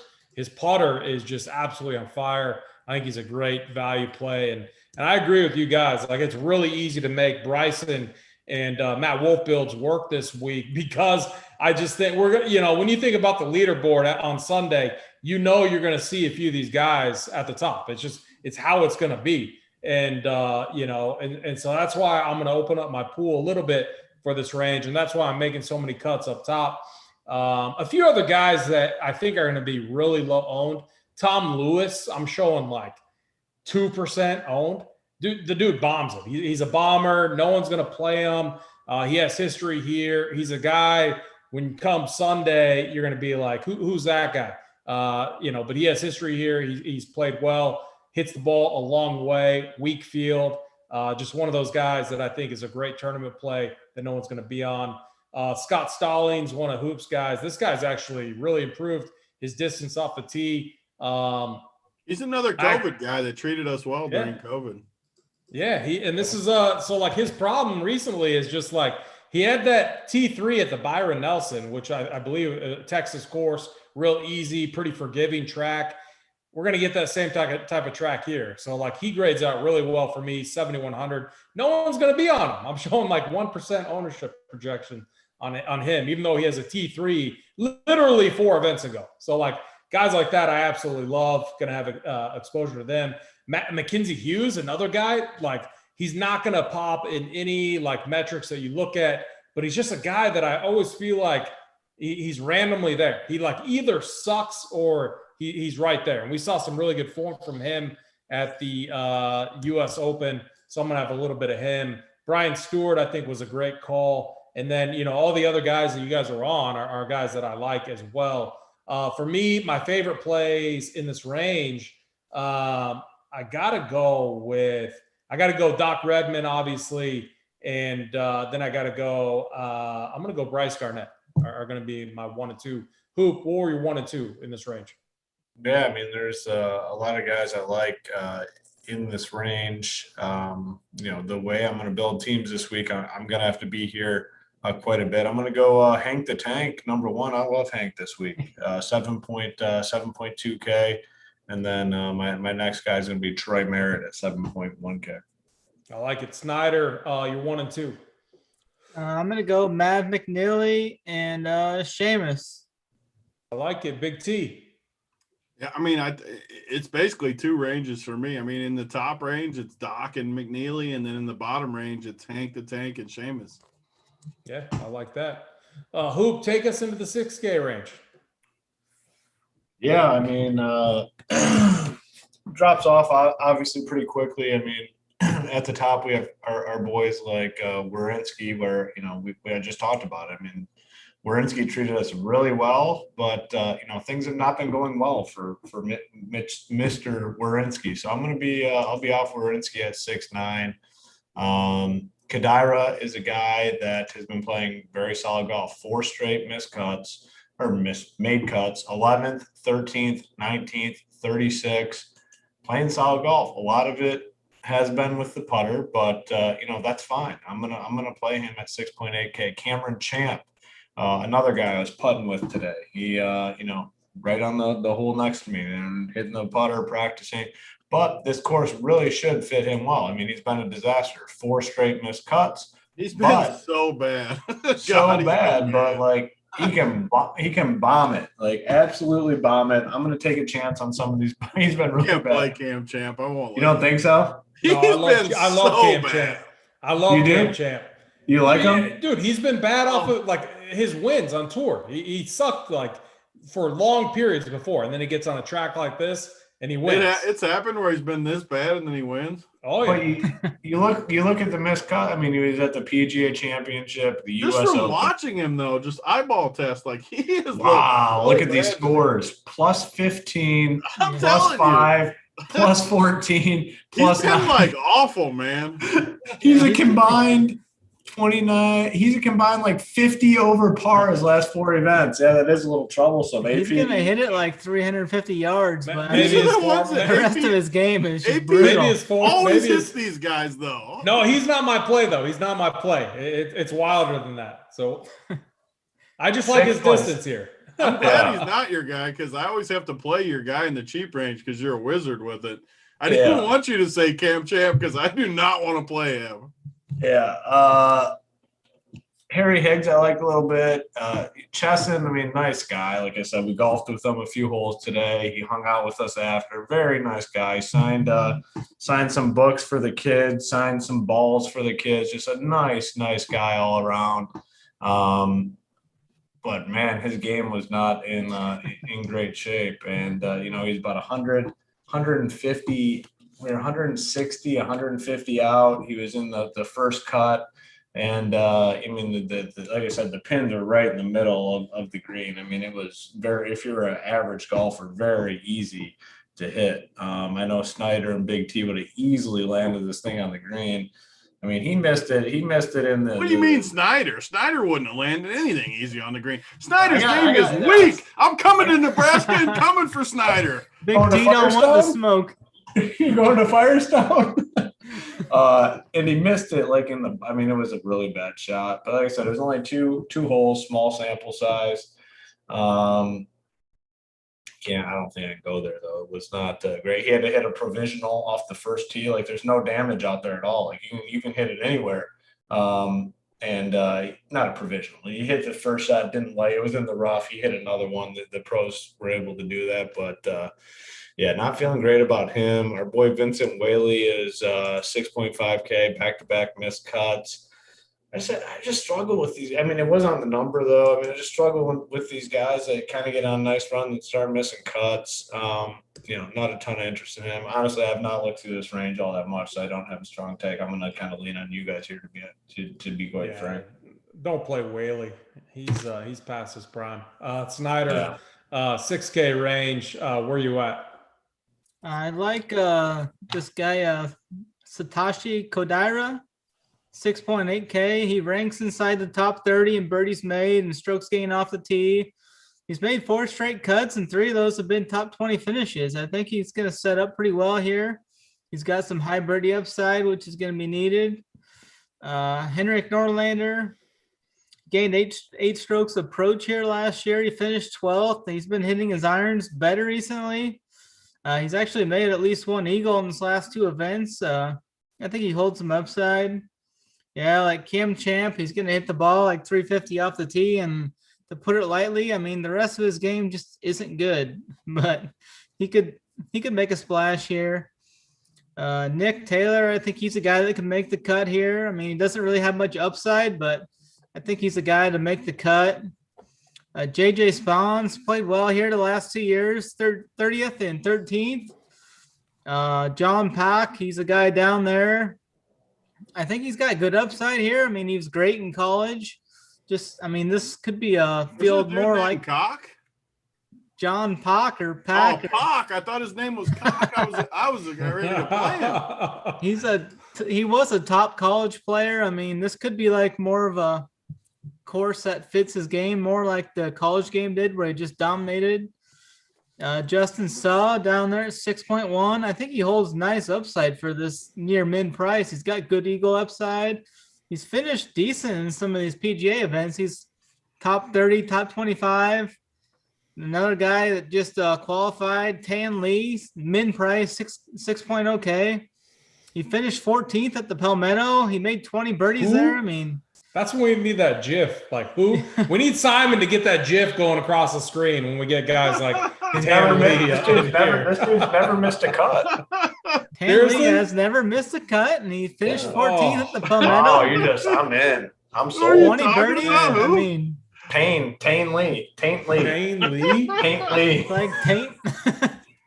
Taint Lee? Taint Lee? What? Taint. Taint. Oh, you guys are hurting me. There's no what you guys do on Tuesdays? I mean, that's the guy you can play with, like a Bryson, Kokrak, Wolff lineup. If I see Taint Lee in the top 10, I'm going to lose it. There's no way. He's never missed a cut for you. He's going to make 20 birdies here like he did the Palmetto, and he'll be sitting in the top 15. You got me rolling. That's a good call, actually. Man, I like Taint. Jump on the board. Oh, you got me dying here. All right, Big T, what are you doing with the 6K range this week? I can't He's going straight to the Taint. I just hit bottle number 2 just in time for the taint. It just got me rolling. But I mean, Snyder, you can't play 3 dudes down there. Come on. Oh, I mean, but if you play taint, you can get up in that 7K. Yeah. It makes it 2. Oh, that's good stuff. But under 7K, Kodaira, or however you say it, Satoshi, however you say that dude's name, I got him. Working my way down. Definitely not Cam Champ. Bramlett, I always play Bramlett. I like that guy. He's solid, 6,700. Gonna play him. Austin Eckroat, or however you say him. I like him. He's in my play. The best part about that dude is at the drawing last night, someone obviously all the big names were going off the board real quick, and Eckroat or whoever he was he was paired with someone awful too. Somebody with the 6th pick chose Eckroat and some complete. They were the 6th team off the board. Must have been their parents or something. Yeah. But working my way down, I mean, a bunch of these guys are just flyers. I mean, Adam Shank, or however you say his friggin' name, I like that dude a little. I mean, who else do I got down here? I got John Pock. Yeah, that's who you said, right? Yeah, I got a little John Pock. I got 5% John Pock. He's Florida State, right? Yeah, he was the #1 college athlete. Yeah. I got a little. I thought you said cock when you were cock and taint when you were going through your players. I was a little nervous, but John Pock, yeah, I like him. Sun King because he played with Hoop. Maybe you play him a little in there. Good. No, he didn't. He didn't hear. We got switched up. Oh, I thought you played a little with him and then it got switched. No. Not at all. No. It was your boy Danny Lee was with us. I thought that was a switch halfway through or something. No. It was a pre-round switch. So we were with Lee right from the get-go. I like that. Danny Lee's a better catch, anyways. I like him. Yeah. Did he couldn't putt? I mean, couldn't make a putt. Huh? Did Danny Lee talk a bunch? Yeah. I mean, he was pretty interactive. He was solid. He gave the kids a ball, signed their notebook, let the kids walk on the course with them. So he was a nice guy. He didn't rush like Bryson. He didn't rush it through. Yeah, Bryson was disrespectful. Bryson was pretty disrespectful. What did he say again? At the check-in, even the pros have to go check in the same place like the pro-am people do. So I went to check in. Had the kids with me. I saw him. He rolled up in a Bentley SUV. This thing was sick. And he pops out. The kids, we were waiting in the car. It's like, yeah, let's go, kids. Come on. They hop out of the car. He's like, Bryson, can the kids get a picture with you? He turned around. He goes, yeah, quickly. Took a picture with the kid. Didn't say a word and walked away. So fucking asshole. He had a focus. Now I know why I didn't respond to Big T. He's just. I'm still hurt by that. People make jokes about it on Twitter. I legitimately can't believe him being a DK guy. And it couldn't, even if it wasn't me, if someone gave me a shout out that I won them $1 million, I wouldn't care who it was. I would say something back. How can that hurt him? It does hurt my feelings. He's a machine. He doesn't even I don't think he has emotions just by the way he looks. Right? I've seen him on the course last couple of days. He's just his interview was awesome too. They said what happened at the U.S. Open, and he's just bad luck. Shut up, Bryson. You freaking should have shipped for me. What do you mean bad luck? Yeah. You hoselled it out of the bunk. A hosel rocket out of the bunk isn't bad luck. Come on, Bryson. He just gave up on you. Yeah, he quit on me. I freaking know he quit on me. He really did. He really did. Still not over it. He very hurtful. He didn't respond, and he freaking killed me that night. But to finish this range, just so we can be done with this range, the only other guy in the cheap range. Oh, my boy. I got to play my boy. Where's he at? My Hoop knows because I played him last week. Fabian, big Fabian down at 6,200. Fabian Gomez. Yeah. You didn't play him last week. We played him at the second US round Open. of the Showdown. And he shot like 85 or something. Yeah. That showed character though. Built character. I'm coming back with him this week.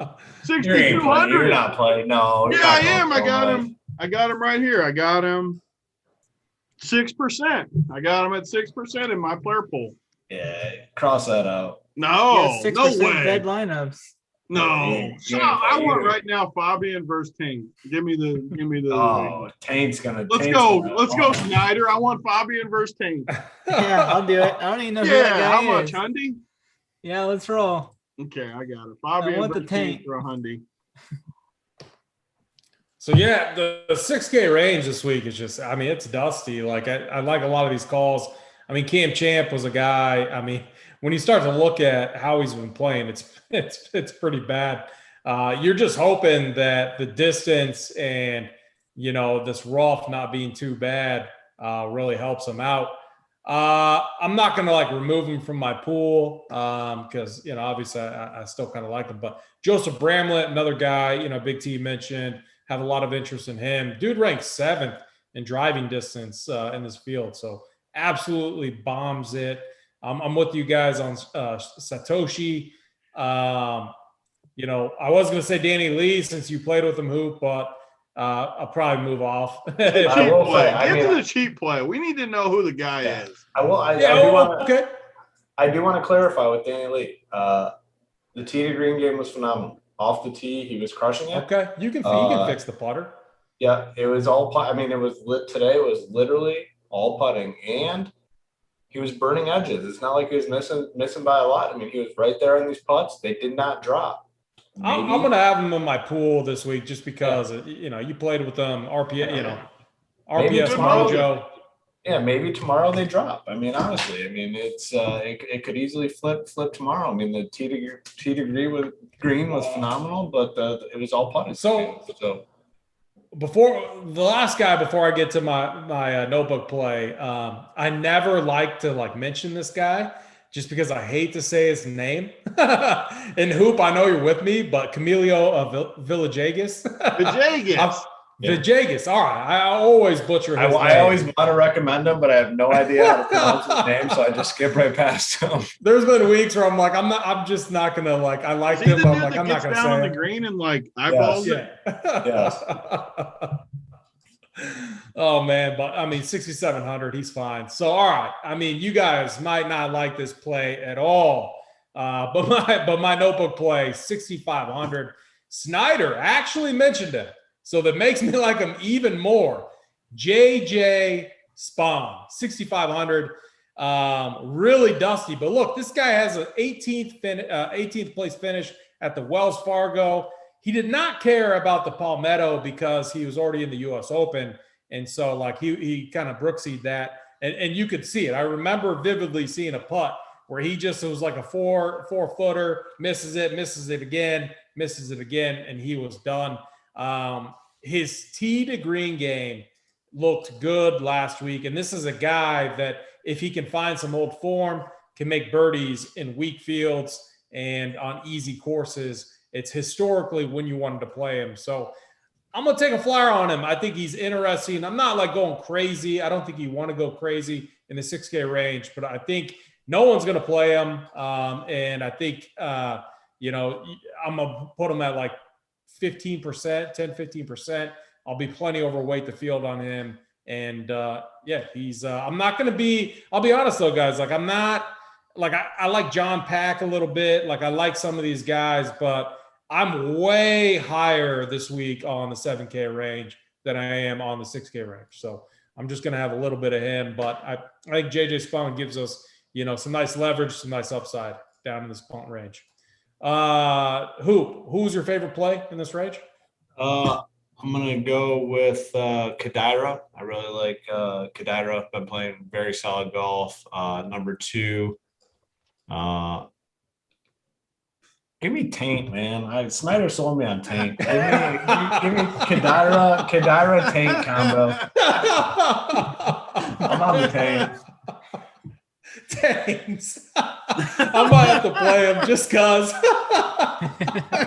definitely in my player pool. I'm on Taint for sure. Oh, Snyder. Who's your favorite in this range? I'm doubling down with who? We're going. Let's go. Taint. Let's go. The Taint boys. The Taint boys. Done. The Taint boys. I I can't even see this guy's like stuff. I don't like. Oh man, he hasn't missed the cut though. Is that what you're saying? He's on the Skinamax later tonight. He made 20 birdies at the Palmetto. How much harder can this course be? That course had no rough. Man. Big T, your favorite guy in this range? I'm looking at my player pool trying to see who's even. Is Danny Willett in this 6Ks? Willett? Oh, he's a good player. I think Actually. he's Danny 7K. Willett's one of my favorite plays. He's 7'4". He's not in the 6K. Not even close. I like that play a lot. I'm Yeah, glad thank mentioned you. it. And I like He's a good play. I like your JJ Spawn play. Me and AP are locked arm in arm this week. I love it. Yeah, Danny Willett's been playing good. And what's his course history? I think it's good. Where's it at? I'm pulling it up. Where's he at? 7,400, you said? He finished fourth last year. Yeah, I like it. He's been playing good, and he finished fourth last year. Second par 5 scoring, 5th in birdies over the last 24 rounds. Do you like him too? Yeah, I like that. I don't know if I like him or not. But you just had all the good mojo and you circled back. Yeah, no, I mean we're not going all in on Willett. We need Snyder. We got to put the pressure on with Bryson. I mean, come on. I gotta find a 6K guy in my player pool. Is Ryan Armour in the 6Ks? No, he's like he's like way too high. Is Bramlett? Yeah. Bramlett is okay. I like Bramlett and I like JJ Spawn. Is Bramlett a Michigan guy? Snyder? I'm not sure. Let me check. Oh, all right. I thought maybe he was. Not that it matters all that much, but I thought it was Kevin McLean. Oh, that's good stuff, Kevin McLean. Oof. He's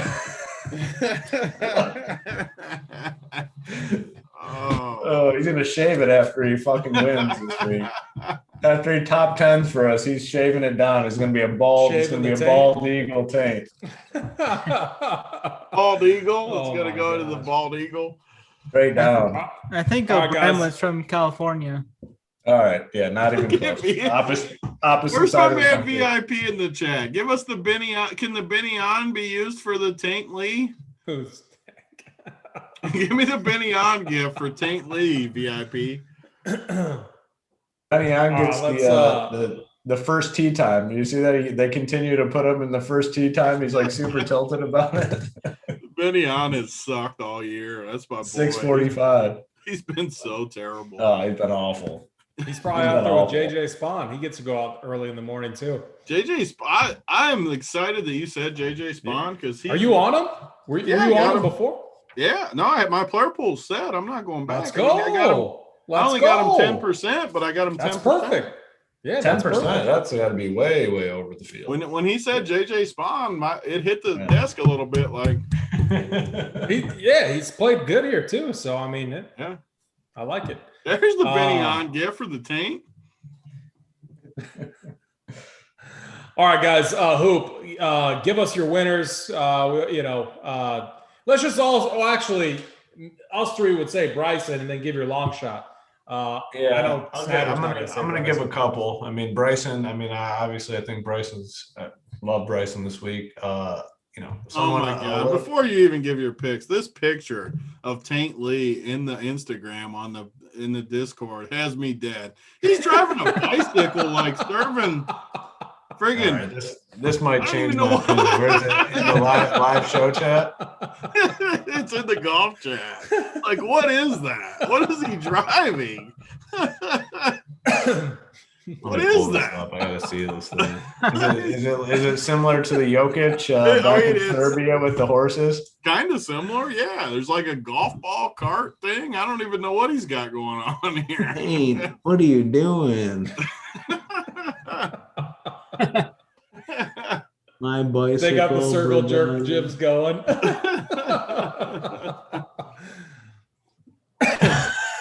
Oh God. Oh, this chat brings a whole new I don't know if I like him more or less now after seeing all this stuff. Glaucoma said definitely a huge shaft. That I would definitely disagree on no matter what he does. He definitely does not have a huge shaft. Who, Tate? Yes. He definitely does not. When I do the notes for the next major, it will definitely not say huge shaft. Huge shaft. It's gonna be. It might change after he gets us a top 10 this week. He's not going to get us because I'm not playing. So, hey, real quick, I got to clear something up. I had a few questions. People are saying Webb is written up in the playbook, but then he's on the fade list. Note that 2 people do the playbook, and it's the AP fade list. So I'm fading Webb. Snyder is not Snyder. on Webb. Come on, Snyder's not on Snyder. Webb. Is that your pivot off Bryson? Oh, Is that your pivot off Bryson? Because you can't swallow your pride and click on Bryson's name this week. Big Willie Z's the pivot. Oh, boo! Yeah. You're gonna take a 100-pound man over Bryson? Boo! Our boy Mav, he's just dropping the odds. I just looked and he's down to 60-1. Well, that means we get a ship to 60-1 because Mav's gonna bring us back together. Mav's just gonna own little daddy. From Taint to Bryson to Mav, everything comes full circle. Could you imagine sitting down after you get off this show, you're a little behind this week, and clicking freaking Webb Simpson over Bryson? Can you imagine doing that? Snyder's not playing Webb. I mean, you're not playing Webb, are you? Huh? No, I don't. I was looking at him early, but I don't think I can click that name. Yeah, he's getting some traction too lately. I think everybody's saying Webb and his Donald Ross and all this mumbo jumbo, and I think he's going to actually come in at 20%. It's the same guys. It's the same Snyder. The guys talking about Webb are the same guys that are going to have 95 guys in their player pool this week. They're going to have 5 to 10% of everybody that's in their player pool this week. They're going to have 0% chance of shipping any DFS content. Those are the same dudes. Run Pure Sports, we don't do that shit. Way different than those dudes. Every single one of those fuckers, 70, 80, 90 player pool. Not here. That's garbage. We don't do that shit. I got 26 in my pool this week. 28. Yeah, that's how men do it. That's how men do it. 26. Absolutely. Snyder, you got 26 just to one up me? That's cool. I have to. All right, I'm limiting my player pool to 24 now. That's it. End of Big T. We are in you hear this lightning? There's tornadoes going on. We still pick winners though. Yeah. I haven't clicked my player pool yet. You got 20. Snyder, I like to hear that. Big T, that's good. I'm pissed he's got less than me. That's bullshit. All right, Hoop. Winners. Who you got for us? Yeah. Gary the GOAT. Gary Woodland, 8 point. He's 8.6. I don't know, what is he probably 40-1 or so. Let's see. Gary, yeah, 50-1. Give me Gary, 50-1, and then Longshot. Give my boy Troy Merritt. It's probably about probably $100-1, somewhere in that range. Big Troy, 90-1 on DK. I like that call. Snyder, your winners. I'm going to go down the board. It's going to be Mav at 60.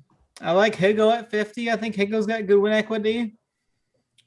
I think Zalatoris has decent odds. He's 26.5-1. I think that's pretty good squeeze there. And that's it. I couldn't imagine playing Day at 25-1 over Zalatoris. Oh yeah, don't play Jason or Day, Neiman. I will say 22. Day, don't play Neiman guy, either. We ran into Jason Day today, and my buddy, the guy that was caddying for him, he really likes Jason Day for some fucking reason. I have no idea. But our kids are the same age as his, so yeah, they could all play and go to Disney World together. Yeah.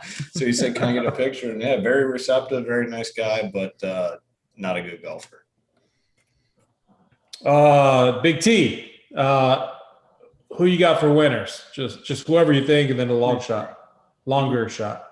Let me pull. Obviously, Bryson. I think Bryson. I never say this either. At 7-1, usually I laugh at it. But I think 7-1 on Bryson is a great deal. I mean, I kind of think so too. if they played this tournament, I mean, you always use the example, like if they played this tournament 100 times, there's no way he doesn't win it. Like, I mean, what, 20% of the time, 10% of the time? I don't know. Like, what's the number? Yeah, I'd put it like at 15, 20%. Yeah, which means there's a little bit of edge, even at 7-1. Like, I don't know. I think 7-1's a good price at Bryson because if he plays good, he's going to win. There's no one else in the field that you can say that. If Bryson plays good, he's going to win for sure. Like I will say you can probably catch he's playing in the afternoon. I think he tees off at I want to say 1 o'clock. You could probably get a better number on him after the morning wave tees off. I mean, someone's probably going to come out and shoot 8 under in the morning wave, and I'm imagining his number will probably come down to 12 to 1, like regardless. So if you're thinking about betting Bryson, I'd probably just wait, and then by the time he tees off, it's going to be a much better number. That's what Steve Boynton said last week. I never thought about that. It's a great idea though, because no matter what, his odds aren't going to be worse. So like you don't lose anything. His actual odds of winning are not going to be any different at all. Like I don't care if someone shoots 9 under. Like it doesn't matter at all. Doesn't matter. No. So I think you just wait on that, and then let this morning wave play out. Someone's going to. I mean, there's going to be a million guys that go super super low. Let someone go low. His number comes down, and then you can hammer it. I got to find a better pick than that, though. I got to find some guys with some value for us here because it's too easy to take Bryson. Honestly, what I would do, like if I'm betting, I would play Bryson. Say we get him 7 to 10 to 1. I'd pick like 5 or 6 other guys with decent odds and just kind of treat it as a hedge in a way. But Seamus Power 80 to 1. I like him at 80. Cam Davis 90 to 1. I like both of those. Let me see if there's anything even deeper. Hank the Tank, 100 to 1. I mean, I like that. In this field, it's not like other events. These scrubs can pop up and win this event. Like, it's not like there's some crazy good field. Hank the Tank at 100 to 1 could easily win this field. No, one guy we didn't talk about that I like in the cheap range is Norlander. I mean, he was good to us during COVID. He's only 100 to 1. I don't mind Norlander in this field. We talked about it. Mito could definitely win. He's won 2 straight Corn Ferries. Snyder got me on him a little bit. He's 100 to 1. Mito could win this thing. I mean, Bramlett 125 to 1. I would take Bryson right before his tee time, like Hoop said, as early as you can get towards his tee time. Bet Bryson, and then bet 5 or 6 of these long shots and take your chances. Yeah, I like that. I like that quite a bit. My guy 2 guys that wasn't mentioned, actually 3. I think honestly, Jason Kokrak, 2-time winner already this year, like 30 to 1. I don't know. I think there's some good value there. He should absolutely destroy this course. Matt Wolff too, obviously second here. Finished second here last year, right? Right to Bryson. Yep. I know he's in the final pairing. Yeah. And then Doc Redmond, 55 to 1. Those are the guys that I like, that I'm on. Hoop, you got any final thoughts this week? Any final thing that you want to mention about the course? I mean, like I said in the opening,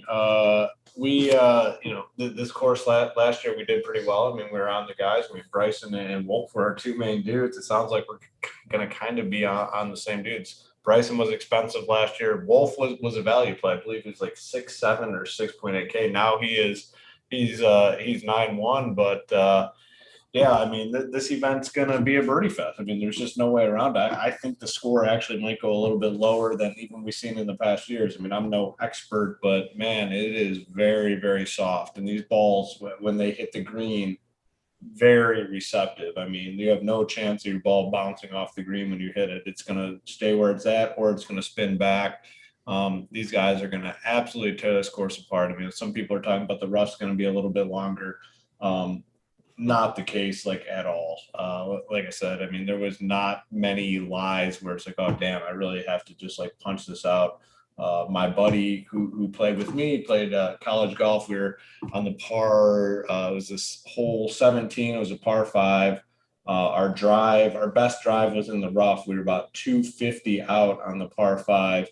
I believe, I don't know if he hit a 3-wood or he hit something, and he was able to get it out of the rough onto the green for about a 25-foot eagle putt. Missed the eagle putt, knocked in the birdie putt, but he no problem getting there. So like these guys on these par 5s are going to be able to bomb it out there, and they're still going to be able to use their fairway woods to get it onto the green. So the score is going to be super low. Everyone kind of knows that, but I have a feeling they could be even lower than what we've seen in the past couple of years. Very easy setup. If your boy here, who, Big T set the over-under at 90, which I think I might have had a decent chance of actually hitting 90 on this course, which is bad because I'm not very good. If I can do it out there, these guys are clearly just going to shred this thing. So birdie fest, you need guys that can hit birdies. Most of the guys we talked about here on the show are the guys that can hit the birdies. Looking forward to it. It's fun. Every now and again, it's good to get a good birdie fest in there. I obviously, I think we all kind of prefer the tougher tests and when these guys really have to, show their all around game. But it's going to be fun. Looking forward to it. And little out of whack this week. Like I said, me and Big T have reversed roles. Usually my player pool, my lineups are locked in on Wednesday morning/afternoon. It appears Big T is in that situation. I'm in the situation where now I've had about 25 drinks today, and now I have to build my lineups, but I'm feeling good about it. We're going to ship this week for sure. I like that too. I'm trying to play catch up. Snyder, final thoughts this week. Yeah, it's going to come down to, if Bryson wins, it's going to be a good night, but I'm still not sure. I'm still not sure what I'm going to do with how are you going to end the show? This? Come on. I'm still not sure. You're still not sure. Like, what are you not sure of? You think he's a cash game play? What are you waiting on anyway? Say you're on him or not on him. What are you waiting for? Yeah, it's either a vision. Are you waiting for a vision? Listen, you can play. Snyder's off him. He's off. Get off him, Snyder. I don't want you on. He's off. Get off of him, Snyder. We don't want you in here. Get out of here. Big T. Final thoughts this week, man. I don't know. You guys got me pretty sauced up here. The wife just sent me a text, said I got to get in the basement because the tornado's coming. But my final thoughts are, the weather is nasty. If you got Reds or Padres tonight, there's no way this game's starting back up. I don't think. The weather is nasty out there. But no, I think Bryson and Wolff, that's where they finished 1-2 last year. They played I know Bryson broke my heart at the U.S. Open, but him and Wolff played great at the U.S. Open, minus the last 9 holes. I think this is the same course type that they should crush. I'll take Bryson and Wolff again 1-2. It probably won't happen, but those are the 2 guys I'm riding with. Yeah, I like that. I'm on a much similar path, and over at Rumpier Sports, all of our stuff is up. The playbook's up. Core plays are up. We're going to be getting the drinks going, and we'll be in Discord, dialing in these winners this week. I'm really excited for this week. We got tons of good mojo, boots on the ground, hoop playing in the event. And so with that, I'm AP, Hoop, Big T, and Snyder. Simon, get us out of here.